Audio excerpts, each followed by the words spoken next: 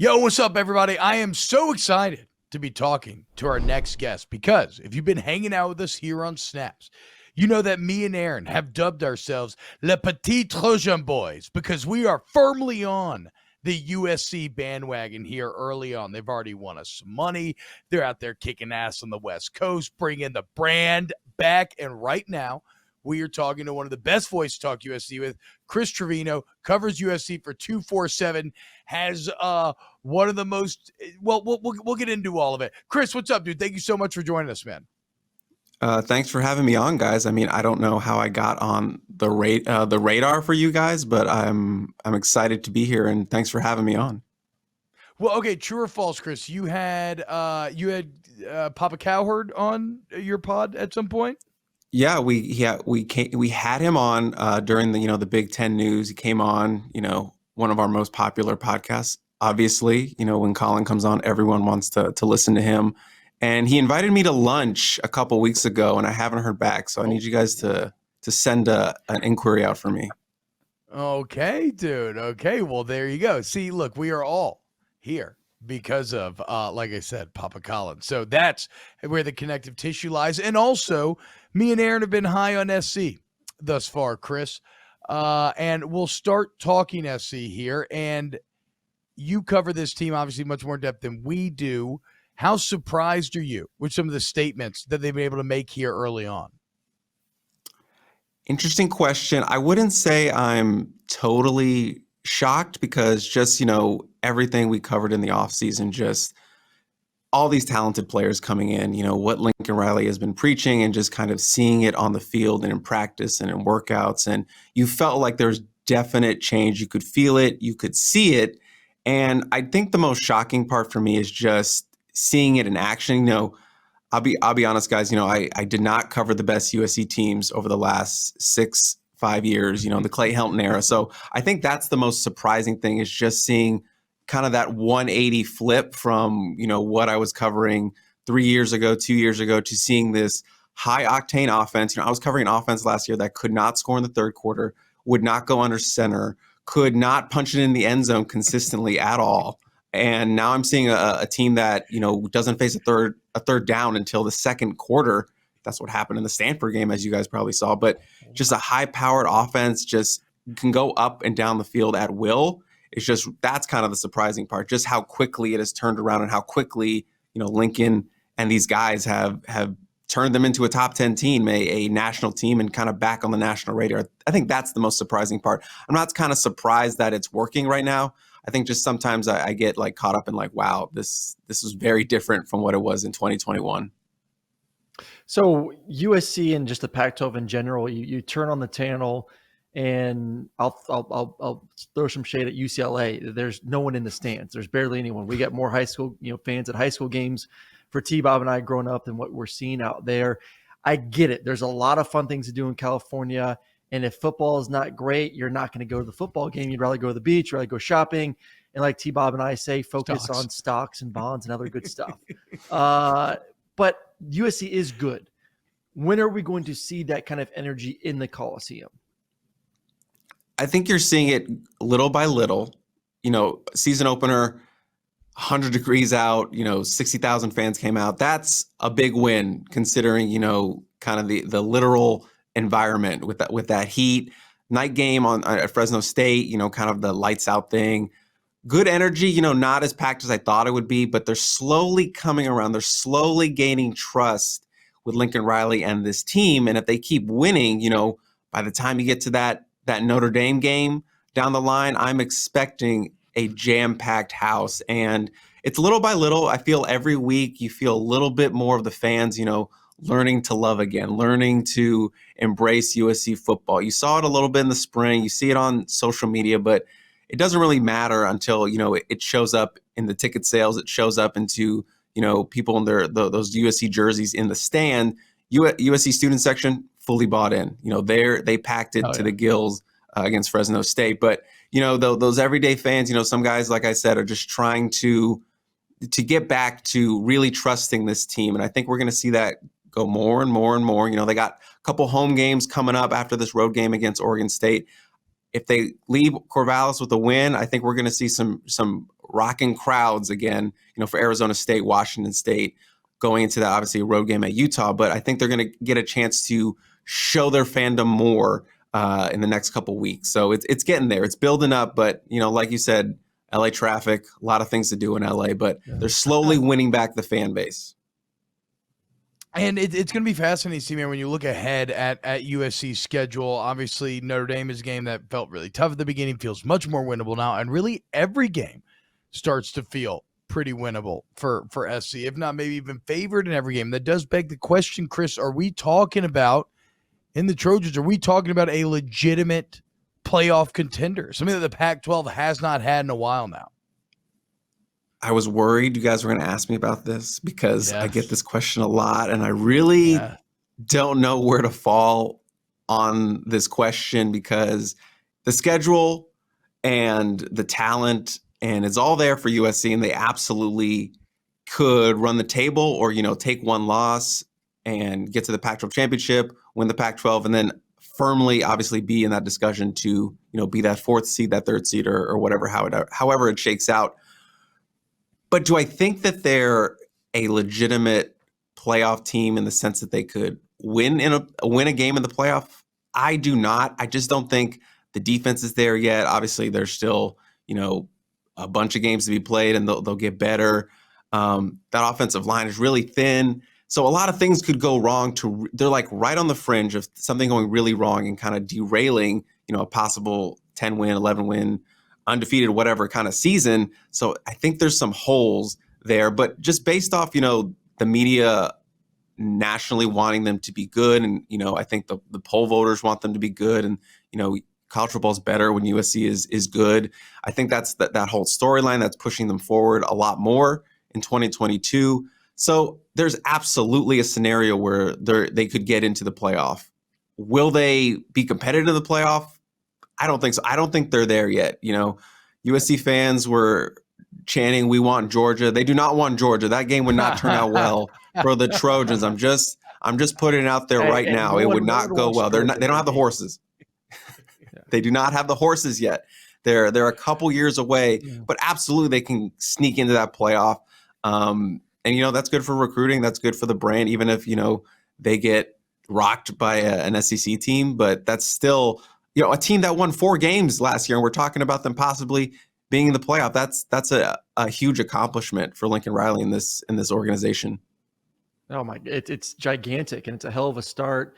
Obviously, to the addition are being added to the Big Ten. Now that you guys have had some time to kind of digest this next move here in the next couple of years, your just overall thoughts, and are fans really excited about leaving the Pac-12? Are they going to miss it? And how much better is it for that brand and UCLA along with them? Initially, like the day it broke and we ran over to the studio to do, a reaction pod, all that, fans initially, at least on social media, were not happy about it. I was a little surprised by the numbers. We did a poll.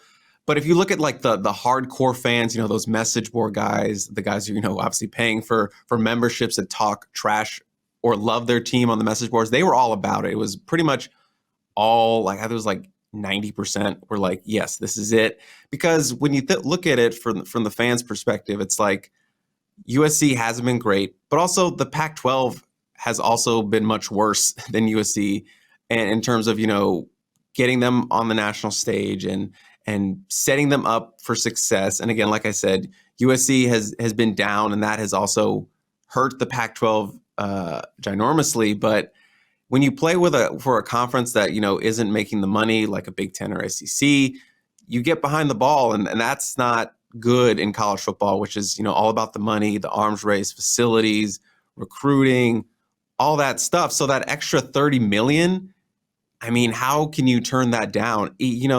College football and the traditions is a big part of why so many people love it. But in this new age of college football, NIL, arms races, TV money, TV contracts, you have to go where the money is. And that's what USC is doing. USC is looking out for USC. Its brand is a blue blood and is doing what's best for them. So I absolutely agree with what they're doing. And I'm excited for what that's going to kind of look like, USC versus Michigan, Ohio State, Illinois, whatever that may be down the line. I'm excited for that new era of USC football and kind of what it looks like in college football as we kind of move towards these two super conferences. But USC did absolutely what they needed to do to look out for them, because that's what it's like in college football. So that money is going to be so crucial, updating facilities, getting their foot back in the recruiting trail, and, going national again. So I was all for it. I am all for it. We love our college football traditions, but it's a new age. You got to adapt or die. Chris, I want to talk about you for a second here. So on Twitter, you are Chris in Trevino. Everybody should go follow Chris. Again, covers USC for 247. So, like, if you're into USC or if you just want to kind of watch this rise of USC firsthand, Chris is an awesome follow. I've been loving it in a couple days now. But one of the things that immediately attracted me to you, Chris, is I'm no stranger to on-air stunts. In fact, I may end up with a dangling cross earring sometime in the next couple of weeks, right? But it says it right here on your Twitter, say tweet from January. I will get a 10K tattoo if I hit 10,000 followers before SC starts spring camp. It's followed up by a very large 10K tattoo on your calf. Now, Chris, what I want to ask you about, first off, great job with the follow through there. Excellent work. But, like, you didn't go half-stepping into that hole. That's a big-ass 10K.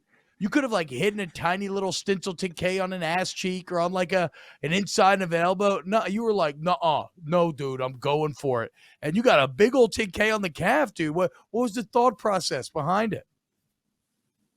Absolutely. Yeah, I figured you might bring this up because I saw you like the tweet a couple days ago. Like, oh, he's doing his research. Initially, I was going to just do like a 10K like on my finger, like right here. But you guys get it. It matches. It meets the requirement basically. But I noticed that when the campaign, from my followers to get me to 10K, there was so much passion. Like, someone made a Twitter account just dedicated to getting it going. Somebody wanted it on my face. Absolutely not. Someone made a Facebook page about it. So it was so like in my face. I thought it wasn't going to be that big a deal. I thought it would just like blow over and then like whatever, but it like became a thing. And so for me, it was like, they went through all this trouble. I mean, they put in all this effort. I feel like they deserve more than just a little finger. So I settled on the calf. And when I got to the tattoo parlor, because I did it live on our show, he brought me a couple. He brought me a couple of sizes or whatever, and he initially picked out the one that I picked, and I looked at it and it was like, this is kind of small. It's not insignificant, but it's kind of small. And I said to myself, if we're gonna do it, let's just do it. So I just went a size bigger. Nice. So I just was like, full send. If we're gonna do it, let's just do it. Baby. So I was like, yeah. Chris, honestly, it honors the new era of USC football. If we're gonna do it, like, let's do it. Let's go all in on this thing. All right, Chris. Let's exactly. Go. All right, Aaron, you got it. Oh, I love it. I want to get one more last question for me. I can't let you go without talking a little bit about quarterbacks. Caleb, man, he was impressive last year. That he kind of freelanced a little bit too much at times, and looks like he's refined his game and could be a Heisman guy, man. He looks damn good. I know he's got some weapons around him, but how would you compare him not only to, like, obviously the past 5 years has been a little bit rough, but just in general from the small sample size you've seen, how does he stack up to some of the greats at USC? Yeah, that's an interesting question. Obviously, I've covered, a couple of good QBs. And, Keaton Slovis had a really good season. Jackson Dart was really electric, before he went to Ole Miss, kind of that true dual threat guy. Sam Darnold, I was there. That's when my USC beat writing career started with Sam Darnold. So not a bad starting point. But Caleb just has this kind of it factor that sets him above the rest in terms of the guys that I've covered specifically. He just feels different. It's just a little bit more that tier above. And, I've talked to guys in the offseason where it's just like, we were talking about Caleb, in summer workouts and summer PRPs and offseason workouts. And they were like, he's just different. That ball is just, you can tell a Caleb Williams ball. It just, you can tell by the sound, you You could tell when it hits your hand. It just comes off different. Like, he has it. So when you hear guys talk about that, guys who have played with some pretty good quarterbacks at USC, because there's always going to be some good quarterback on USC's roster, you start to pay attention.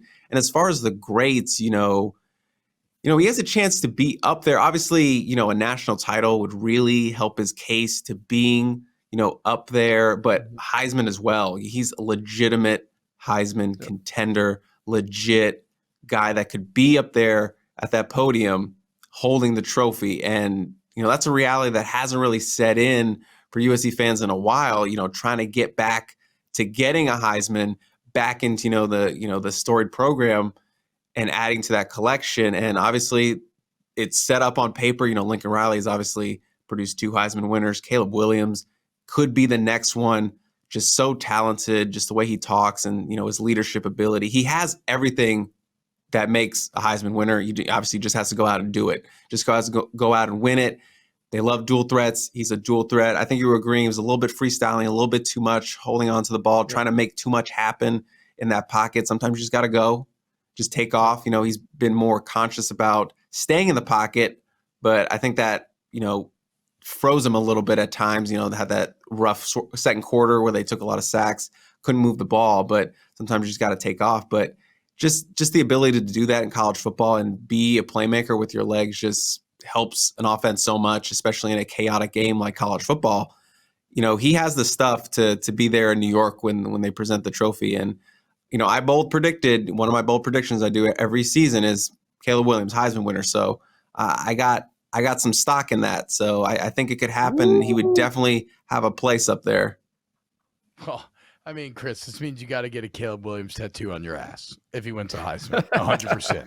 Tweet it out, put the energy into the world. It's time. Full send evolution, full send 2.0. Fun fact, I was actually his... I was just say, fun fact, he was actually I was actually his swim coach when he was a kid. No. Okay, that would be way too weird then. I don't think you can. Yeah, that'd be a little bit weird. But I do have this connection with Caleb going back. So. Oh man, well that is a small world, Chris. Look, man, enjoy it. There is nothing better than covering a school when they get hot and you get to witness the turnaround firsthand. It's the rise is the most fun part of the sport equation as a fan and a person who covers a team, right? Chris Trevino at Chris N, the letter N, Chris N Trevino on Twitter. Go follow him. All your SC news. Something tells me they're going to be very relevant for the entire year. Chris, take it easy, man. You have a great day. Thanks, guys. Thanks for having me on. Appreciate it, Chris.